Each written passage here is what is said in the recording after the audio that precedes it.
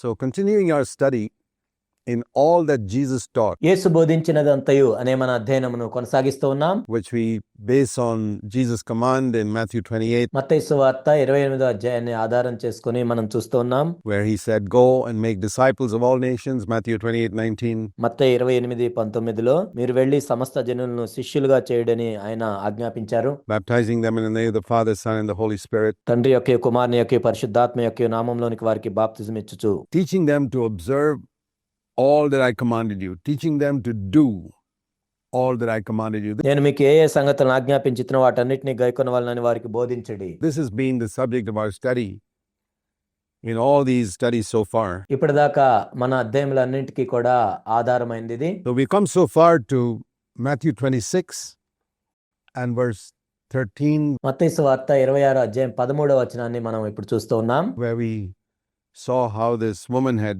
ఇక్కడ మనం చూసినట్లయితే ఒక స్త్రీ మిక్కిలి విలువగల అత్తరు బుడ్డి తీసుకొని ఆయన ఎద్దుకు వచ్చి poured out the ointment, ఆయన తల మీద పోసింది. and Judas Iscariot was among the disciples who said, "Why was this perfume wasted on Jesus?" And Jesus said, అయితే శిష్యుల్లో ఇస్కరియోతు యోధా ఏమన్నా అంటే, ఎందుకు దీన్ని వ్యర్థం చేసింది, దీన్ని అమ్మి బేదలకు ఇవ్వచ్చు కదా అని అన్నాడు. అప్పుడు యేసుక్రీస్తు ప్రభువారు ఏం చెప్పారంటే, "Why do you want to trouble this woman?" ఏమన్నా మీరేలా తొందర పెట్టుచున్నారు అని అన్నాడు. And that's we see from John chapter 12. యోహాను 12లో మనం దీన్ని చూసాము. అయితే But when we see it here, ఈ సందర్భాన్ని మనం చూసినట్లయితే we connect it with this, we find immediately after that Judas went to the chief priest. వెంటనే అప్పుడు ఇస్కరియోతు యోధా ప్రధాన యాజకుల దగ్గరికి వెళ్లి యేసుక్రీస్తు ప్రభువుని అప్పగిస్తానని చెప్పాడు. We considered that last time.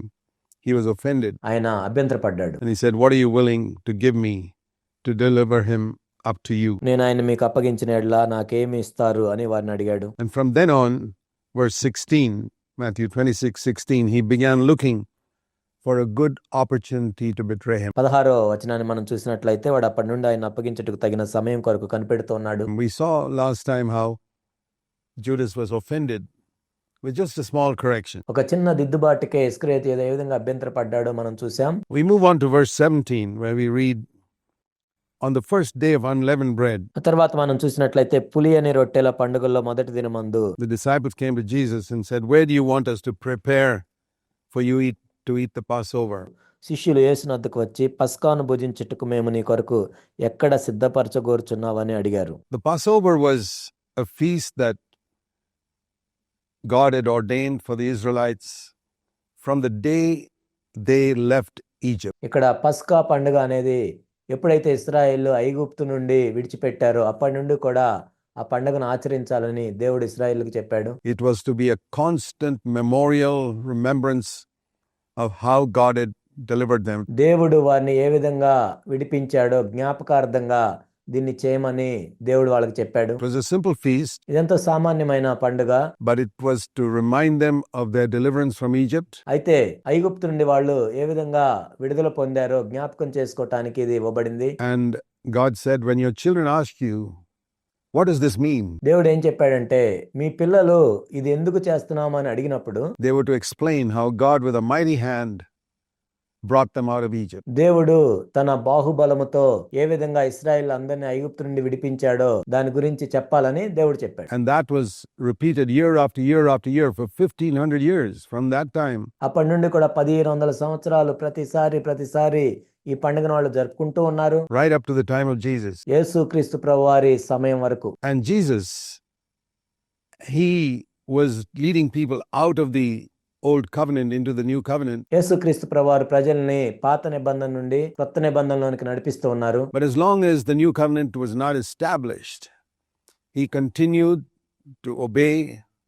the laws of the old covenant that were given for the Jews. కొత్త నిబంధనను ఆయన ఇంకా స్థిరపరచలేదు కాబట్టి పాత నిబంధనలో ధర్మశాస్త్రంలో ఏవైతే నియమాలు ఉన్నాయో వాటిని ఆయన పాటిస్తూ ఉన్నారు. Whenever people came to him for anything, he would teach them to obey the law. For example, the lepers who were cleansed, he said, "Go and show yourself to the priest." ఉదాహరణకి కుష్ఠవారు స్వస్థత పొందిన తర్వాత ప్రభు దగ్గరికి వచ్చినప్పుడు మీరు వెళ్ళి మీ దేహములను యాజకులకు కనపరచుకోమని చెప్పారు. He told the Pharisees, "You must pay your tithe." పరిసయ్యులతో చెప్పారు, మీరు దశంభాగాన్ని చెల్లించాలని చెప్పారు. And in everything, he obeyed the law. And even here we see is keeping the Passover. యేసుక్రీస్తు ప్రభువాని మనం చూసినట్లయితే ధర్మశాస్త్రం అంతటిని ఆయన పాటించారు. ఇక్కడ కూడా పస్కా పండుగని ఆచరిస్తూ ఉన్నారు. So we see how, even though the Passover is just a little ritualistic feast, ఇక్కడ పస్కా పండుగ అనేది ఏదో ఒక ఆచార సంబంధమైన పండుగ అయినప్పటికీ Jesus kept it, and there's something we can learn from that, యేసుక్రీస్తు ప్రభువారు దాన్ని ఆచరిస్తూ వచ్చారు. దీన్ని బట్టి మనం ఒక విషయాన్ని నేర్చుకోవచ్చు. from what Jesus taught by his example. యేసుక్రీస్తు ప్రభువారు తన మాదిరి ద్వారా బోధించే విషయాన్ని, And that is even something small, అది చిన్నదైనా సరే which doesn't really have any moral value.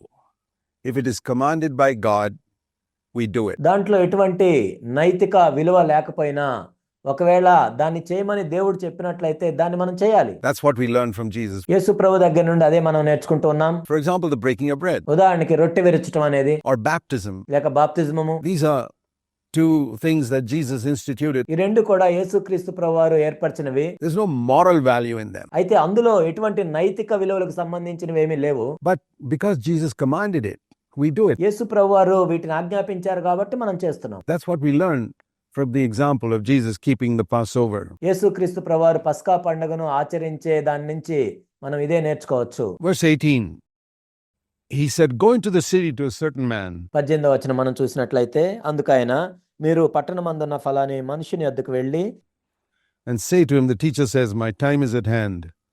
I'm to keep the Passover at your house with my disciples. నా కాలము సమీపమై ఉన్నది, నా శిష్యులతో కూడా నీ ఇంట పస్కాను ఆచరించదనని బోధకుడు చెప్పుచున్నాడని అతనితో చెప్పుడనెను. It's wonderful that in a land where almost everybody rejected Christ, there are very few people who accepted him. ఇక్కడ మనం చూసినట్లయితే ఆ దేశంలో చాలా మంది క్రీస్తు నిరాకరించారు, చాలా కొద్ది మంది మాత్రమే ఆయన అంగీకరించారు. There were still a few who were willing to open their homes for Christ, క్రీస్తు కొరకు వాళ్ళ గృహాలను తెరిచే వాళ్ళు కొద్ది మంది ఉన్నారు. where Jesus could even say, I want a room in your house. Imagine the freedom that this man had given to Jesus, that anytime you want a room in my house, you can come and take it. చూడండి, ఆ వ్యక్తి యేసుక్రీస్తు ప్రభువారికి ఎటువంటి స్వాతంత్రాన్ని ఇచ్చారో. ప్రభువా, మీకు ఎప్పుడు ఒక గది అవసరమైనా మా ఇంట్లో మీరు ఉండొచ్చు అని ఆ వ్యక్తి చెప్పాడు. It's wonderful. There are people like that today as well, ఇదెంతో అద్భుతం. ఈనాడు అలాంటి వారు ఉన్నారు. who say to the Lord, anything, Lord, in my home, my life, it's always available for you. ప్రభువా, ఏదైనా సరే నా ఇంట్లో కానీ నా జీవితంలో కానీ ఏదైనా ఎప్పుడు మీకు అందుబాటులో ఉంటాను ప్రభువా నేను. Otherwise, Jesus wouldn't have taken the liberty to tell his disciples to go to that person and say, I want to keep the Passover at your house. లేనట్లయితే తన శిష్యులతో ఈ విధంగా చెప్పుండేవాడు కాదు ప్రభు. అలాంటి స్వాతంత్రం కూడా ఉండేది కాదు. మీ ఇంట్లో నేను ఈ రోజు పస్కా భోజనమును భుజిస్తాను అని. Because this is Jerusalem. Jesus was living in Capernaum. ఎందుకంటే ఇది యెరూషలేములో జరుగుతుంది. కానీ యేసుక్రీస్తు ప్రభువారు కపెర్నహూముకు సంబంధించిన వాడు. And so his house was not in Jerusalem. యెరూషలేములో యేసు ప్రభువుకి ఇల్లు లేదు. కానీ But he could tell someone, I want a room in your house. ఒక వ్యక్తితో ఈ విధంగా చెప్పగలుగుతున్నాడు, మీ ఇంట్లో నాకు ఒక గది కావాలి. And it's wonderful if we can be available to the Lord like that, ప్రభువుకి మనం ఆ విధంగా అందుబాటులో ఉండటం ఎంత శ్రేష్టమైన విషయమో కదా. that the Lord can tell us, I want this from you. ఆ విధంగా ప్రభువు మనకు ఈ విధంగా చెప్పే స్వాతంత్రం ఉండాలి, నీ దగ్గర నుండి నాకు ఇది కావాలి అని. And immediately we'll do that. And the disciples, verse 19, did as Jesus had directed them. అప్పుడు వెంటనే మనము చేసే విధంగా ఉండాలి. 19వ వచనం మనం చూసినట్లయితే, యేసు తనకు ఆజ్ఞాపించిన ప్రకారం శిష్యులు చేసి And they prepared the Passover. పస్కాను సిద్ధపరచరి. When evening had come, he was reclining at the table with the 12 disciples. సాయంకాలం అయినప్పుడు ఆయన 12 మంది శిష్యులతో కూడా భోజనమునకు కూర్చుండెను. And as they were eating, he said, truly I say to you, one of you will betray me. వారు భోజనం చేయుచుండగా ఆయన, మీలో ఒకడు నన్ను అప్పగించునని మీతో నిశ్చయముగా చెప్తున్నానని. See, this is the first time that he made it clear to his disciples that somebody among them, among the 12, was going to betray him. ఆ 12 మందిలో ఒకరు నన్ను అప్పగించబోతున్నారు అని యేసుక్రీస్తు ప్రభువారు తన శిష్యులకి మొట్టమొదటిసారిగా ఈ విషయాన్ని చెప్పారు. And it's very interesting to see the reaction. They didn't each look at each other and say, I wonder who that is. అయితే ఇక్కడ వాళ్ళు ఏ విధంగా స్పందించారో ఆ విషయాన్ని మనం చూసినట్లయితే ఎంతో అద్భుతంగా ఉంటుంది. వాళ్ళు ఒకరి వైపు ఒకరు చూసుకోలేదు. నాకు తెలిసి ఎవరు అప్పగించబోతున్నారు అనలేదు. Who's going to betray him? Of course, it won't be me. ఎవరు అప్పగించబోతున్నారు, నేనైతే అప్పగించను అని అనుకోవట్లేదు వాళ్ళు. But that was not their reaction with all the faults that these disciples had. There's one good thing we can see about them. వాళ్ళు ఆ విధంగా చూడట్లేదు కానీ శిష్యుల్లో ఎన్ని తప్పులు ఉన్నప్పటికీ ఈ మంచి లక్షణాన్ని మనం చూడగలం. And that is, they did not judge the other, but judge themselves. అదేంటంటే వాళ్ళు ఇతరులను తీర్పు తీర్చట్లేదు కానీ తమను తామే తీర్పు తీర్చుకుంటున్నారు. Each one began to say, "Surely not I, Lord." అందుకు వారు బహుదుఃఖపడి ప్రతివాడును ప్రభువా నేనా అని అడుగుతున్నారు. Is it I, Lord? And not only that, it says they were deeply grieved. ప్రభువా నేనా అని అడుగుతున్నారు. కేవలం అలా అడగటం మాత్రమే కాదు, వాళ్ళు బహు దుఃఖపడి అడుగుతున్నారు. They were shocked to hear, because it's the first time they're hearing it, వాళ్ళు విని ఎంతో షాక్ గురయ్యారు. ఎందుకంటే మొట్టమొదటిసారిగా వింటున్నారు ఆ మాటని. that one of them is going to betray him. మీలో ఒకడు నన్ను అప్పగించబోతున్నాడు. And they were grieved by that and said, "Lord, it can't be me, can it?" వాళ్ళు బహు దుఃఖపడి అడుగుతున్నారు, ప్రభువా ఇది నేనా అని అడుగుతున్నారు. That's a wonderful attitude to have. ఇది ఎంతో మంచి వైఖరి ఈ విధంగా కలిగి ఉండటం అనేది. You see, this is where the Lord instituted the Lord's table. ఈ విధంగా ప్రభు యొక్క బల్లని స్థిరపరిచారు. And when we come to the Lord's table, the Bible says, "Let every man examine himself." ప్రభు యొక్క బల్ల యొద్దకు మనం వచ్చినప్పుడు ప్రతివాడు తను విమర్శ చేసుకోవాలని ఉంటుంది. And so let him eat of the bread. దాన్నే మనం ఇక్కడ చూస్తూ ఉన్నాం. And we see an example of that in the disciples themselves at the first breaking of bread. మొట్టమొదటిసారి రొట్టెలో వాళ్ళు పాలు పంచుకుంటున్నప్పుడు శిష్యుల్లో దీన్నే మనం చూస్తూ ఉన్నాం. That each one of them examines himself అందులో ప్రతి ఒక్కరు కూడా తమను తాము పరీక్షించుకుంటూ uన్నారు. and said, "Lord, is it I?" ప్రభువా ఇది నేనా? This is the spirit with which the church is built. ఇలాంటి ఆత్మతోనే సంఘము కట్టబడుతుంది. Peter says in 1 Peter 4:17, "The household of God is one where we judge ourselves first." మొదటి పేతురు 4:17లో పేతురు చెప్తున్నాడు, దేవుని ఇంటిలో మొట్టమొదట మనల్ని మనం తీర్పు తీర్చుకుంటాము. So this spirit of self-judgment we see a wonderful example of here in these disciples. మనల్ని మనం తీర్పు తీర్చుకునే విషయంలో శిష్యుల్లో ఈ గొప్ప మాదిరిని మనం చూస్తూ ఉన్నాం ఇక్కడ. And then he goes on to say, "He who dipped his hand with me in the bowl is the one who will betray me." అప్పుడు ఆయన ఏం చెప్పారంటే, నాతో కూడా పాత్రలో చెయ్యి ముంచిన వాడెవడో వాడే నన్ను అప్పగించేవాడు. What is betrayal? Why is it so serious ఇక్కడ అప్పగించటం అంటే ఏంటి? ఎందుకు ఈ విషయంలో అది అంత తీవ్రమైంది? in this particular case? In John's Gospel, chapter 13, in connection with the Lord's table, యోహాను సువార్త 13వ అధ్యాయంలో ఇక్కడ ప్రభు యొక్క బలను గురించిన సందర్భంలో here the Old Testament verse from Psalm 41 is quoted, కీర్తనలు 41లో నుండి ఒక వచనం అక్కడ రాయబడి ఉంది.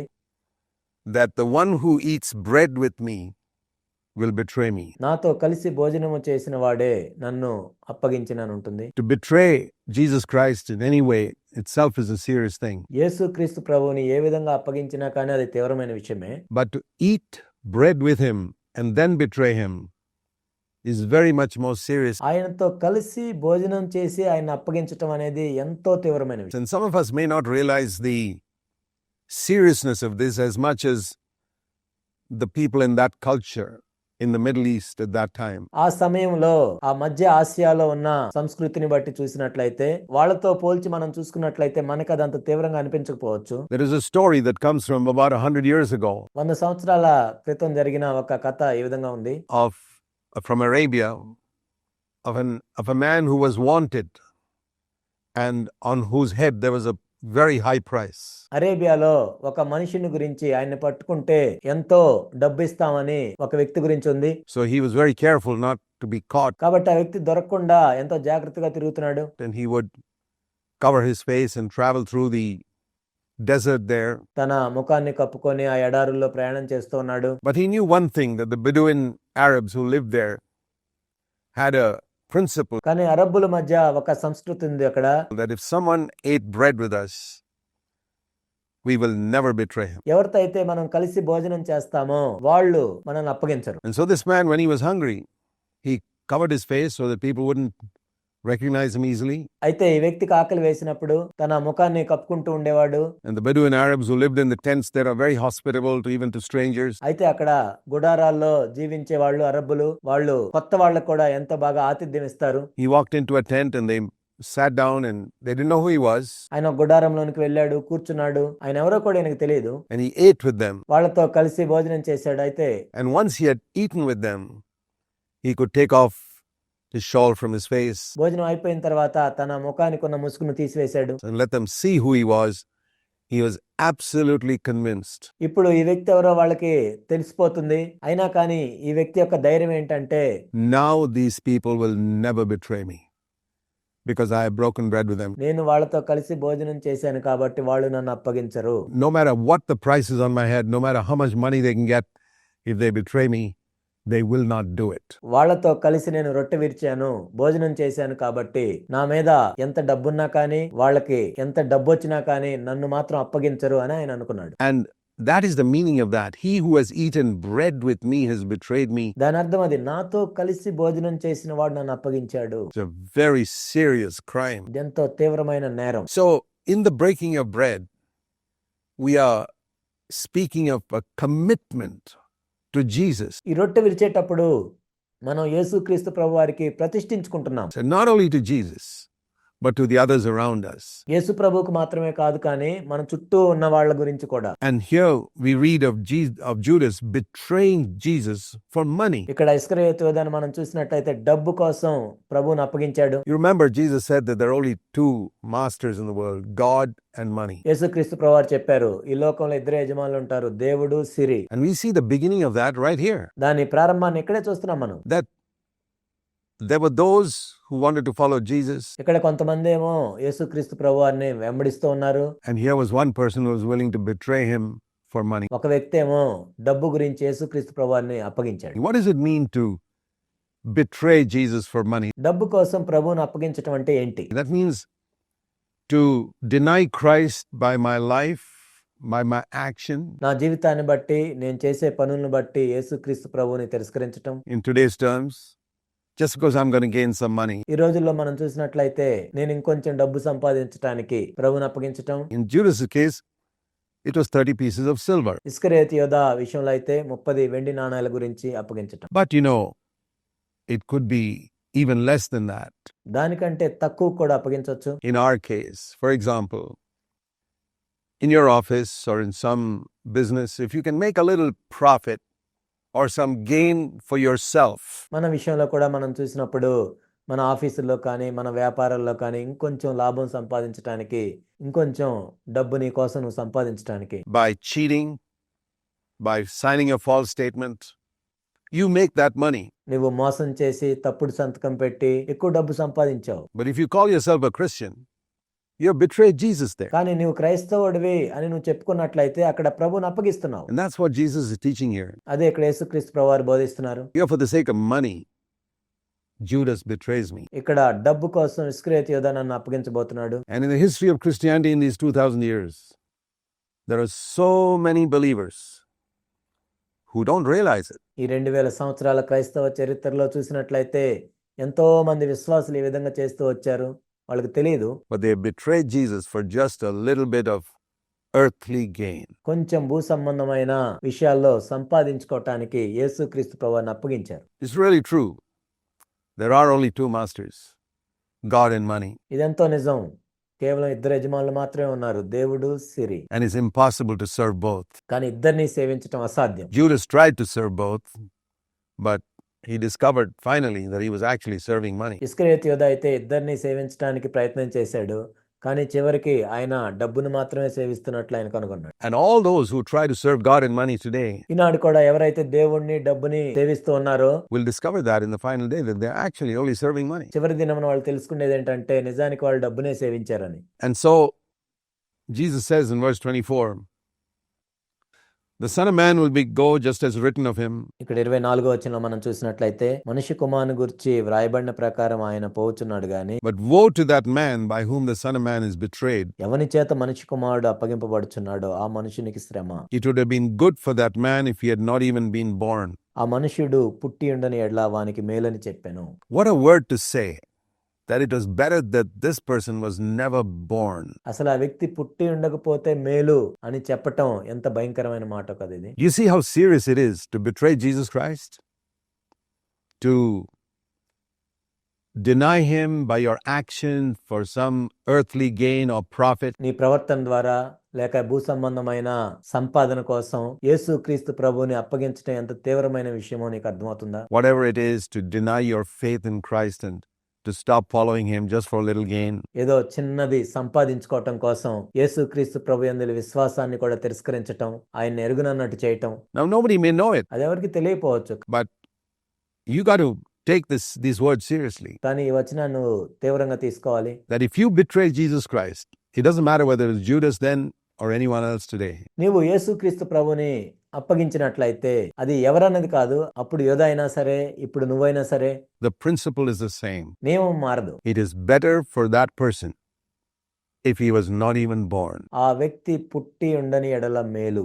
That's what Jesus taught. యేసు ప్రభు దాన్నే బోధించారు. It's a very serious word that Jesus taught. యేసుక్రీస్తు ప్రభువారు ఎంతో తీవ్రమైన మాటలను ఇక్కడ బోధించారు. So we got to be very watchful that by no word or action of ours we betray Jesus Christ. కాబట్టి మనం ఎంతో మెలకువగా ఉండాలి, జాగ్రత్తగా ఉండాలి. మన మాట ద్వారా గాని, క్రియల ద్వారా గాని ప్రభువుని అప్పగించకుండా ఉండేటట్లు. I don't want to be categorized by the Lord as one about whom it's better that I was not even born. నీవు పుట్టి ఉండని ఎడల మేలు అని చెప్పే జాబితాలో నేను ఉండకూడదు. And Judas, and you see the hypocrisy of Judas here in verse 25. ఇక్కడ ఇస్కరియోతు యోధ యొక్క వేషధారణ చూడండి 25వ వచనంలో. He was betraying him. He said, surely it's not I, Rabbi.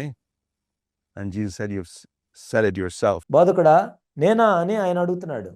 అప్పుడు ప్రభు ఏం చెప్పారంటే నీవే. So it's possible for people who can be so clever that they can be betraying Jesus in secret, having already collected the 30 pieces of silver. ఇక్కడ మనుషులు ఎంత తెలివిగా ఉంటారంటే రహస్యంగా వాళ్ళు ఇప్పటికే ప్రభువుని అప్పగించి ఇప్పటికే 30 వెండి నాణాలు తీసుకొని, And they can sit in the midst of God's people, breaking bread, దేవుని ప్రజల మధ్యలో కూర్చొని రొట్టె విరుస్తూ, acting in every way like a believer, and such good hypocrites that they can ask just the same language as the others. Lord, it's not I, is it? విశ్వాస వలె ప్రవర్తిస్తూ వాళ్ళు ఈ విధంగా ప్రశ్న అడుగుతుంటారు, ప్రభువా ఇది నేనా అని అడుగుతుంటారు అదే భాషలో. Hypocrisy is there. You find the sins that have plagued the Christian church. విశ్వాస వలె ప్రవర్తిస్తూ వాళ్ళు ఈ విధంగా ప్రశ్న అడుగుతుంటారు, ప్రభువా ఇది నేనా అని అడుగుతుంటారు అదే భాషలో. Through 2000 years, betraying Jesus for the love of money and hypocrisy. ఈ 2000 సంవత్సరాల్లో మనం చూసినట్లయితే యేసుక్రీస్తు ప్రభువుని అప్పగించటం, వేషధారణ కలిగి ఉండటం Right there with Judas Iscariot. And it's better that such people were never born. ఇస్కరియోతు యోధాతోనే ఆ వేషధారణ ప్రారంభమైంది. అలాంటి వారు పుట్టి ఉండని ఎడల మేలు. While they were eating, verse 26, Jesus took some bread. వారు భోజనం చేయుచుండగా యేసు ఒక రొట్టె పట్టుకొని, And after a blessing, he broke it దాన్ని ఆశీర్వదించి విరిచి తన శిష్యులకి ఇచ్చి, and said, take, eat, this is my body. మీరు తీసుకొని తినుడి, ఇది నా శరీరం అని చెప్పెను. The broken bread symbolized the broken body. This is my body broken for you. ఆ విరవబడిన రొట్టె, విరవబడిన యేసుక్రీస్తు ప్రభు యొక్క శరీరానికి సాదృశ్యంగా ఉంది. ఇది మీ కొరకు విరగొట్టబడిన నా శరీరము అని ప్రభు చెప్పారు. Now, the body of Jesus was not broken at that time. Physical body. అప్పుడు మనం చూసినట్లయితే యేసుక్రీస్తు ప్రభువారి భౌతిక సంబంధమైన దేహము అప్పటికి విరగొట్టబడలేదు. And even on the cross, his body was not broken. ఆ సిలువలో అయినా తన శరీరమే విరగొట్టబడలేదు. It was just pierced at 5 points, 5 చోట్ల వాళ్ళు బల్లెం తీసుకొని పొడిచారు. but not broken. What did he mean by saying, this is my body broken for you? There was something inside Jesus' body. ఆయన శరీరం ఏమీ విరగొట్టబడలేదు. కానీ యేసుక్రీస్తు ప్రభువారు ఎందుకు విరగొట్టబడిన శరీరం అని చెప్పారంటే ఆయన శరీరం లోపల ఒకటి విరగొట్టబడింది. That was broken for 33 and a half years. 33.5 సంవత్సరాలు విరగొట్టబడింది. And that was his own will. అదే ఆయన స్వీయ చిత్తము. See, with our body, we do so many things. మన శరీరంతో మనం అనేక విషయాలు చేస్తూ ఉంటాం. But basically we can say, స్థూలంగా చెప్పాలంటే we either do our will with our body or God's. మన శరీరంతో మన చిత్తాన్నైనా చేస్తాం, లేక దేవుని చిత్తాన్నైనా చేస్తాం. In everything we do, we're doing our will or God's will. మన శరీరంతో మనం చేసేదంతా కూడా మన చిత్తమైన చేస్తాం, లేక దేవుని చిత్తమైన చేస్తాం. The Bible says, present your bodies, Romans 12:1, as a living sacrifice to God. రోమా 12:1-2లో మనం చూసినట్లయితే పరిశుద్ధమును అనుకూలమైన సజీవ యాగముగా మీ శరీరములను ఆయనకు సమర్పించుకొనుడని దేవుని వాత్సల్యం బట్టి మిమ్మల్ని బతిమాలుకొనుచున్నాను. ఇటు సేవ మీకు యుక్తమైనది. And be renewed in your mind so that you may prove the perfect will of God. Romans 12:1-2. మీరు ఈ లోక మర్యాదను అనుసరింపక ఉత్తమమును అనుకూలమును సంపూర్ణమును అయిన దేవుని చిత్తమేదో పరీక్షించి తెలుసుకున్నట్లు మీ మనస్సు మారి నూతన మగటి వలన రూపాంతరం పొందుడి. So there's a connection between the body there and doing the perfect will of God. It ఇక్కడ శరీరానికి దేవుని యొక్క సంపూర్ణమైన చిత్తం చేయటానికి సంబంధం ఉంది. begins with yielding our body to finally do the perfect will of God. ఇక్కడ మన శరీరాలను లోబర్చుకొని దేవుని యొక్క సంపూర్ణ చిత్తం చేయటం గురించి చెప్పబడింది. So Jesus yielded his body. We read in Hebrews 10:5. Hebrew 10:5లో మనం చదివాం, ఆయన శరీరాన్ని ఆయన లోబర్చుకున్నాడు. A body thou hast prepared for me. Lo, I come to do your will, O God. నీవు నా కొరకు ఒక శరీరమును నిర్మించితివి, ఓ దేవా నీ చిత్తము నెరవేర్చడానికి నేను వచ్చితిని. In other words, he was saying right from birth, this body I'm going to do only do your will. ఆయన ప్రారంభం నుండి కూడా ఈ శరీరంతో నీ చిత్తమును మాత్రమే చేస్తాను దేవా అని అన్నాడు. So in order to do God's will in this body, there's something inside that has to be broken constantly. ఈ శరీరంతో దేవుని చిత్తమును చేయాలి అంటే మన శరీరం లోపల ఒకటి ఎల్లప్పుడూ విరగొట్టబడుతూ ఉండాలి. That is our will. That's the meaning of taking up the cross every day. ప్రతిరోజు సిలువను ఎత్తుకొని ఆయన వెంబడించడం అంటే ఇదే. And when Jesus said, this is my body broken for you, they didn't understand it fully then. యేసుక్రీస్తు ప్రభువారు ఇది మీ కొరకు విరగొట్టబడిన నా శరీరం అంటే అప్పటికి వాళ్ళకి సంపూర్ణంగా ఏం అర్థం కాలేదు. Jesus told them at the Lord's table, we read that in John 16, there are many things I want to say to you, but you can't bear them now. That means you can't understand it now. యోహాను 16లో మనం చదువుతాము, యేసుక్రీస్తు ప్రభువారు శిష్యులతో చెప్పారు, నేను ఇంకా అనేక విషయాలు మీకు చెప్పదలుచుకున్నాను కానీ ఇప్పుడు వాటిని మీరు భరించలేరు, అంటే మీరు వాటిని అర్థం చేసుకోలేరు ఇప్పుడు. But you will understand it later on, and we understand it now after the Holy Spirit has come. ఆ తర్వాత మీరు వాటిని అర్థం చేసుకుంటారని ప్రభు చెప్పారు. ఇప్పుడు మనం అర్థం చేసుకుంటున్నాం వాటిని పరిశుద్ధాత్ముడు వచ్చిన తర్వాత. That brokenness is within. ఆ విరగొట్టబడటం అనేది అంతరంగంలో జరిగే ప్రక్రియ. This is my body broken for you. మీ కొరకు విరగొట్టబడిన నా శరీరము అని ప్రభు చెప్పారు. And this is how, when we take part in that broken bread, we're saying, Lord, in my body also, I want my will to be broken. ఆ విరవబడిన రొట్టెలో మనం కూడా పాలు పొందేటప్పుడు మనం కూడా ఏం చెప్పాలంటే, ప్రభువా మీ కొరకు నా చిత్తం కూడా విరగొట్టబడాలి. I want to do your will. That's the meaning here. మీ చిత్తమునే నేను చేయదలుచుకున్నాను. అదే దీని అర్థం ఇక్కడ. And when he had taken the cup and gave thanks, he gave it to them saying, drink from it all of you. మరియు ఆయన గిన్నె పట్టుకొని కృతజ్ఞతాస్తుతులు చెల్లించి వారికిచ్చి, దీనిలోనిది మీరందరూ త్రాగుడి. You see, he took the bread, gave thanks and broke it. He took the cup and gave thanks. There was a spirit of thankfulness in going to the cross. చూడండి, ఆయన ఒక రొట్టె పట్టుకొని దాన్ని ఆశీర్వదించారు. తర్వాత ఆయన గిన్నె పట్టుకొని కృతజ్ఞతాస్తుతులు చెల్లించారు. కాబట్టి ఆయన సిలువ మీదకి వెళ్లే ముందు కృతజ్ఞత కలిగి వెళ్తూ ఉన్నాడు. And one who has seen the way that Jesus walked, every disciple will have a spirit of thankfulness.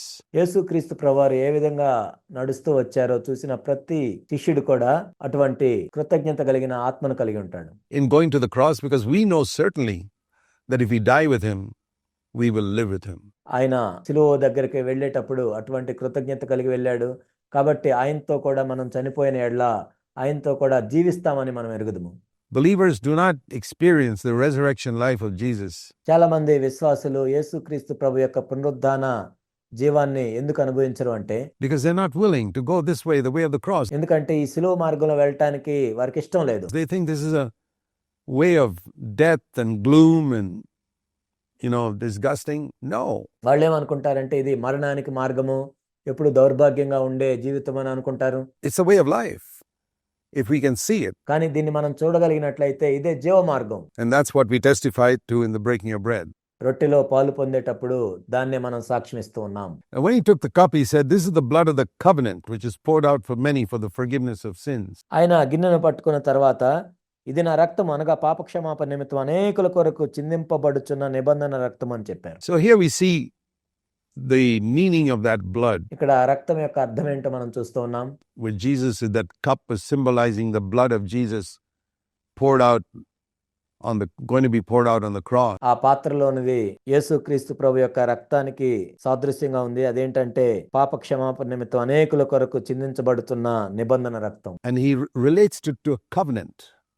In the old covenant, the blood of animals was sprinkled on the tabernacle and the altar. ఆయన ఒక నిబంధనతో పోల్చి ఆయన చెప్తున్నారు. పాత నిబంధనలో మనం చూసినట్లయితే ఆ జంతువుల యొక్క రక్తము ప్రత్యక్ష గుడారం మీద, బలిపీఠం మీద ప్రోక్షించబడేది. And here again Jesus was saying, I'm establishing a new covenant, and that is through laying down my life. ఇక్కడ ప్రభు ఏం చెప్తున్నారంటే, నా జీవితాన్ని నేను అర్పించడం ద్వారా ఒక కొత్త నిబంధనను నేను స్థాపించుతున్నాను. Through shedding my blood, the blood of the new covenant, నా రక్తాన్ని చిందించటం ద్వారా క్రొత్త నిబంధన రక్తము, which is shed for the forgiveness of sins. In the Old Testament, ఇది నా రక్తం అనగా పాప క్షమాపణ నిమిత్తం అనేకుల కొరకు చిందింపబడుచున్న క్రొత్త నిబంధన రక్తము. sin was only covered.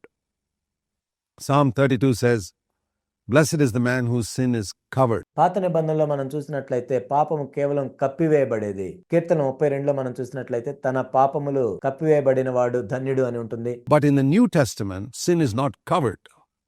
It is cleansed. కానీ క్రొత్త నిబంధనలో అయితే పాపము కప్పబట్టం కాదు, కానీ అది శుద్ధి చేయబడుతుంది. There are people who sing songs like, "I'm under the blood." That is an Old Testament expression. చాలా మంది పాటలు పాడుతూ ఉంటారు, నేను రక్తము కింద ఉన్నానని. అది పాత నిబంధన యొక్క వ్యక్తపరచటం. Where they put the blood on the door so that the angel of death would not come into their home. వాళ్ళు ఆ ద్వారబంధుల మీద రక్తాన్ని పూసినప్పుడు ఆ మరణ దూత అనేది వాళ్ళ ఇంటి మీదకి వచ్చేది కాదు. They were under the blood. But today, I'm not under the blood. వాళ్ళు ఆ రక్తం కింద ఉండేవాళ్ళు. నేను ఈనాడు రక్తం కింద లేను. The blood is not over me. రక్తం నా పైన లేదు, కానీ The blood doesn't even cover me. రక్తము నన్ను కప్పివేయబట్టం కాదు, కానీ It cleanses me. క్రొత్త నిబంధనలో నా పాపములు శుద్ధి చేయబడ్డాయి. So don't ever speak about being under the blood or being covered by the blood, నేను రక్తం కింద ఉన్నాను, రక్తం చేత కప్పబడ్డాను అని చెప్పొద్దు. but being cleansed by the blood. రక్తము చేత శుద్ధి చేయబట్టం. That is the new covenant. Cleansed by the blood. అదే క్రొత్త నిబంధన, రక్తము చేత శుద్ధి చేయబట్టం. So this is the new covenant, and Jesus poured out his blood on the cross. ఇదే క్రొత్త నిబంధన. యేసుక్రీస్తు ప్రభువారు తన రక్తాన్ని ఆ శిలువ మీద చిందించారు. Every drop of blood was poured out, and of course for the forgiveness, for total cleansing of all of our sins. ప్రతి రక్తపు చుక్క అక్కడ చిందించబడింది. తన రక్తమంతా కూడా మన ప్రతి పాపాన్ని కడిగివేయటానికి చిందించబడింది. And which means a new attitude to sin. That is what the new covenant means. అంటే పాపం పట్ల క్రొత్త వైఖరిని కలిగి ఉండటం, అదే క్రొత్త నిబంధన తెలియజేస్తుంది. That means I think of what was the price paid to deliver me from sin. నన్ను పాపం నుండి విడిపించటానికి చెల్లించబడిన వెల ఎంత? It was not just the blood of bulls and goats, the blood of Jesus Christ. గొర్రెల యొక్క మేకల యొక్క రక్తం కాదు, యేసుక్రీస్తు ప్రభు యొక్క రక్తము. And therefore I take sin very seriously. అందుకే పాపాన్ని నేను ఎంతో తీవ్రంగా తీసుకుంటాను. So the breaking of bread is very meaningful. It's not something that we can just take very lightly. ఇక్కడ రొట్టె విరవటం అంటే ఎంతో అర్థవంతంగా మనం తీసుకోవాలి, ఏదో తేలిగ్గా తీసుకోవటం కాదు. Many Christians come to the Lord's table without taking the whole issue very seriously. అనేక మంది క్రైస్తవులు బల్ల యొద్దకు వచ్చి దాన్ని తీవ్రంగా తీసుకోరు. And once we come into the new covenant, we discover what it says in 1 Corinthians 10, ఒకసారి మనం కొత్త నిబంధనలకు వచ్చిన తర్వాత 1 కొరింథీ 10లో చెప్పబడినట్లుగా that this bread not only symbolizes the body of Jesus that was broken, ఈ రొట్టె అనేది విరగొట్టబడిన యేసుక్రీస్తు ప్రభు యొక్క శరీరాన్ని సూచించడం మాత్రమే కాదు, but also the body of Christ today, the different members of the body of Christ. ఈనాడున్న క్రీస్తు శరీరానికి కూడా అది సాదృశ్యంగా ఉంది. క్రీస్తు యొక్క శరీరంలోని వేర్వేరు అవయవాల్ని సూచిస్తూ ఉంది. And we are all breaking that one bread, meaning that there is a commitment to this body with whom I'm breaking bread. మనందరము కలిసి ఆ రొట్టెలో పాలు పొందుతున్నప్పుడు ఈ శరీరానికి మనం కట్టుబడి ఉన్నాము అని అర్థము. So there's a double meaning in the breaking of bread, కాబట్టి రొట్టె విరచడంలో రెండంతల అర్థం ఉంది. which these disciples couldn't understand then because they didn't have the Holy Spirit, అప్పుడు ఈ శిష్యులకు అర్థం కాలేదు, ఎందుకంటే వాళ్ళు అప్పుడు పరిశుద్ధాత్మను కలిగి లేరు. but which we understand now. కానీ ఇప్పుడు మనం అర్థం చేసుకోవచ్చు దాన్ని. So the body of Christ, first of all, relates to the body of Christ in which his will was broken. ఇక్కడ క్రీస్తు యొక్క శరీరము అంటే మొట్టమొదటిగా మనం ఆలోచించేది ఏంటంటే క్రీస్తు యొక్క స్వయం చిత్తం విరగొట్టబడింది for 33 and a half years. 33.5 సంవత్సరాలు. And secondly, to the body with which we meet today when we break the same bread, we are committed. రెండవది ఏంటంటే క్రీస్తు యొక్క శరీరముగా మనం కలుసుకుంటున్నప్పుడు, మనందరము కూడి ఆ రొట్టెలో పాలు పొందుతున్నప్పుడు ఆ శరీరానికి మనం కట్టుబడి ఉన్నాం అని తెలియజేస్తున్నాం.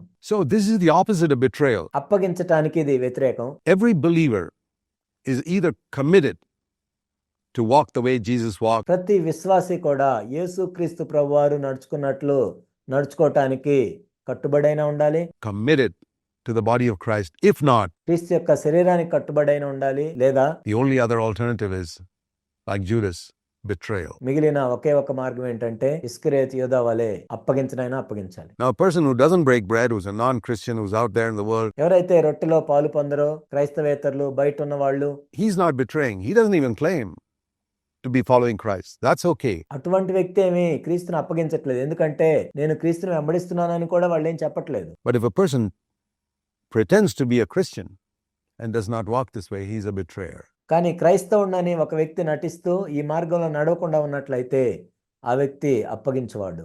Then Jesus said, I will not drink the fruit of the wine from now on until the day when I drink it new with you in my Father's kingdom. ఆ తర్వాత ప్రభు ఈ విధంగా చెప్పారు, నా తండ్రి రాజ్యములో మీతో కూడా నేను ఈ ద్రాక్షరసము క్రొత్తదిగా త్రాగుదినం వరకు ఇకను దాని త్రాగనని మీతో చెప్పుచున్నాను నేను. So here we see a reference to the cross and a reference to the second coming of Christ as well. ఇక్కడ శిలువను గురించి ఆయన చెప్తూ ఉన్నారు. ఆ తర్వాత ఆయన రెండవ రాకడ గురించి కూడా ఆయన చెప్తూ ఉన్నారు. And that's what we read in 1 Corinthians 11 as well. మొదటి కొరింథీ 11లో కూడా దీన్నే మనం చదువుతాం. In 1 Corinthians 11 we are told that we show forth the Lord's death until he comes. 1 Corinthians 11:26. మొదటి కొరింథీ 11:26లో కూడా దీన్నే మనం చూస్తాం. మీరు ఈ రొట్టెను తిని ఈ పాత్రలోనిది త్రాగునప్పుడల్లా ప్రభువు వచ్చే వరకు ఆయన మరణమును ప్రచురించుదురు. We proclaim the Lord's death, that's the past, until he comes, that's the future. ప్రభు యొక్క మరణాన్ని మనం ప్రచురిస్తూ ఉన్నాం. ప్రభు యొక్క రాకడ గురించి కూడా మనం ప్రకటిస్తూ ఉన్నాం, భవిష్యత్తులో సంబంధించింది. So the breaking of bread points backward to the death of Christ, points forward to the coming of Christ as well.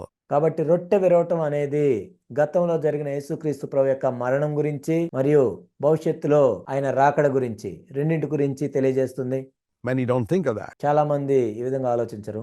Because once Christ comes, this will be over. ఒక్కసారి క్రీస్తు మరలా వచ్చిన తర్వాత ఇది ముగించబడుతుంది. So it's a testimony that I believe in the death of Christ for my sin. ఇది ఒక సాక్ష్యంగా మనం చేస్తూ ఉన్నాం. యేసుక్రీస్తు ప్రభువు నా పాపముల గురించి మరణించారు. And I also believe that Christ is coming back. One day this will be over.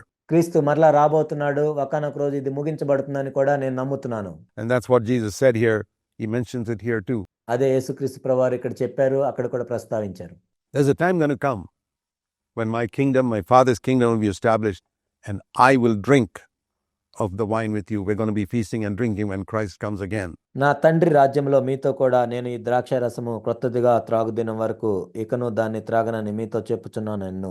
యేసుక్రీస్తు ప్రభువు మరలా వచ్చినప్పుడు మనం కూడా విందులో పాల్గొంటాం. And after singing a hymn, they went out to the Mount of Olives. అంతటా వారు కీర్తన పాడి ఒలీవల కొండకు వెళ్ళిరి. It's very interesting to see that little expression. ఈ చిన్న మాటని మనం చూడటం ఎంతో అద్భుతంగా ఉంటుంది. That just before Jesus went to the cross, he was gloomy. యేసుక్రీస్తు ప్రభువారు శిలువ మీదకి వెళ్లే ముందు ఆయన ఎంతో దిగులుగా లేడు. He was singing a hymn. Imagine praising the Lord when you know that you're going to be betrayed. ఆయన కీర్తన పాడాడు. మీరు ఒకసారి ఈ విధంగా ఊహించుకోండి, మిమ్మల్ని అప్పగించబోతున్నారు అని తెలిసిన తర్వాత దేవుని స్తుతించటం, Captured, killed next morning. మిమ్మల్ని పట్టుకుంటారని, తర్వాత ఉదయం మిమ్మల్ని చంపేస్తారని తెలిసిన తర్వాత కూడా. That is the spirit in which we go to the cross.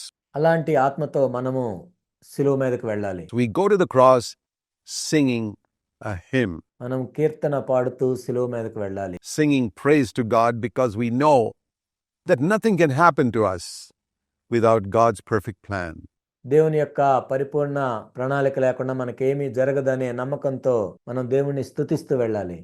As it says in Acts 2, according to the predetermined plan of God, Jesus was crucified. అపోస్తల కార్యములు 2వ అధ్యాయంలో చెప్పబడినట్లుగా దేవుని యొక్క సంపూర్ణ సంకల్పం ప్రకారం దేవుని యొక్క భవిష్యత్ జ్ఞానమును బట్టి యేసుక్రీస్తు ప్రభువారు సిలువ వేయబడ్డారు. And there's nothing that can happen to us which is not in God's predetermined plan. దేవుని యొక్క సంకల్పంలో లేనిది మనకేది జరగదు. And we know that there'll be a resurrection. మరియు మనకి పునరుద్ధానం ఉందని కూడా మనకు తెలుసు. So there are many wonderful things that Jesus taught here which were not fully understood by the disciples then. ఇక్కడ యేసుక్రీస్తు ప్రభువారు ఎన్నో అద్భుతమైన విషయాలను బోధించారు. అప్పుడైతే శిష్యులకి అనేక విషయాలు అర్థం కాలేదు, But which we can understand now. కానీ ఇప్పుడైతే మనం అర్థం చేసుకోగలం. Then Jesus said, verse 31, you will all fall away, he tells the disciples, అప్పుడు యేసు వారిని చూచి, ఈ రాత్రి మీరందరూ నా విషయమై అభ్యంతరపడుదురు. because of me tonight for it is written, I will strike down the shepherd and the sheep of the flock shall be scattered. ఏలైనగా గొర్రెల కాపరిని కొట్టుదును, మందలోని గొర్రెలు చెదిరిపోవునని వ్రాయబడి ఉన్నది కదా. But after I've been raised, I'll go before you to Galilee. నేను లేచిన తర్వాత మీకంటే ముందుగా గలిలేకు వెళ్ళెదనెను. So that is a quotation from Zechariah. And it's interesting. ఇది జకర్యా గ్రంథం నుండి చెప్పబడిన మాట. ఇక్కడ ఆసక్తికరమైన విషయం ఏంటంటే, When a shepherd is smitten, the sheep are scattered. గొర్రెల కాపరిని కొట్టుదును, మందలోని గొర్రెలు చెదిరిపోవును. And that's what we see. The devil always seeks to hit the shepherds in a church. అందుకే మనం ఎప్పుడు చూసేది ఏంటంటే, అపవాది ఎప్పుడు కూడా సంఘంలోని కాపర్ల మీదే దాడి చేస్తూ ఉంటాడు. So shepherds, be careful, be watchful, don't betray, కాపర్లారా, మీరు మేల్కొని ఉండండి, జాగ్రత్తగా ఉండండి, అప్పగించొద్దు. but be loyal and true. Walk the way of the cross. మీరు నమ్మకత్వం కలిగి యథార్థంగా ఉండండి, సిలువ మార్గంలో నడవండి. Otherwise, your bad example can cause the sheep to be scattered. లేనట్లయితే మీ చెడ్డ మాదిరి ద్వారా గొర్రెలు చెదిరిపోతాయి. May God help us, and we will continue this study in our next session. దేవుడు మనకి సహాయం చేయనుగాక. ఈ అధ్యయనమును తర్వాత సెషన్లో మనం కొనసాగిద్దాం.